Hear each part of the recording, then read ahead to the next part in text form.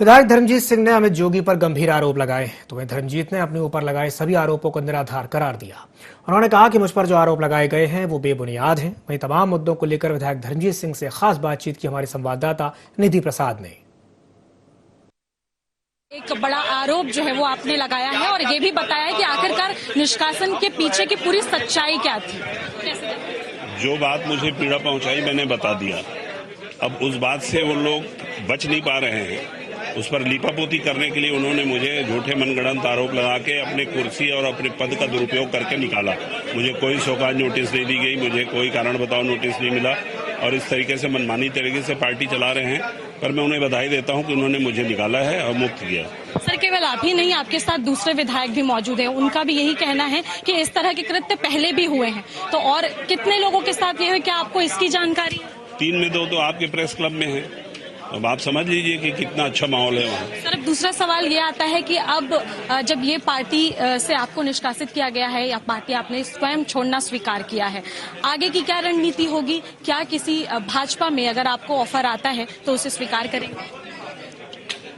जरूर स्वीकार करेंगे और विचार करके निर्णय करेंगे। तो सर, जिस तरह से बात आई थी कि अमित शाह से आपने जाकर मिलने का प्रयास किया, लेकिन साफ तौर पर इल्जाम लगाया गया कि आपने पेशकश की है पार्टी में जाने की, क्या वाकई ये पेशकश थी? देखिए, अमित शाह जी बहुत बड़े नेता हैं, देश के बहुत कद्दावर नेता हैं और एक दृढ़ मजबूत इच्छा शक्ति वाले गृह मंत्री हैं।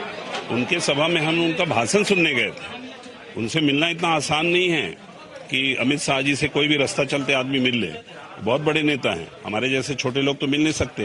कहां से कब ऑफर कर दिया और कब उन्होंने इनकार कर दिया, ये सब मनगढ़ंत किस्सा, ये इसी की सोच है। लंबे समय तक इस पार्टी को अपनी सेवाएं दी हैं आपने, उसके बाद इस तरह के दुर्व्यवहार को कैसे देखा? देखिए, जोगी जी के साथ सफर शुरू किए थे। जोगी जी के स्वर्गवास के बाद इस पार्टी में सब गड़बड़ चल रहा है और इसलिए अब यहाँ एडजस्ट होना बहुत मुश्किल है। क्या लगता है ज्यादा दिन तक रन नहीं कर पाएगी? अब ये चाहे ज्यादा दिन रन करें या 1 घंटे रन मत करें, हम रन नहीं कर पाएंगे, ये हम जानते हैं। तो ये थे हमारे साथ जेसीसी विधायक धर्मजीत सिंह, जिनका साफ तौर पर कहना है कि इस पूरे बातों का, जिस तरह से बातें आ रही थी, उन्हें निष्कासित किया गया था। निश्चित तौर पर इस निष्कासन का जो सही एक जवाब था वो धर्मजीत सिंह जी ने साफ तौर पर प्रेस कॉन्फ्रेंस करके लिया है और ये आरोप अमित जोगी पर लगाया है कि उनकी धर्मपत्नी, धर्मजीत सिंह की धर्मपत्नी पर फोन करके गालियों के साथ बात की जा रही थी और कारण सिर्फ इतना था कि आखिरकार धर्मजीत सिंह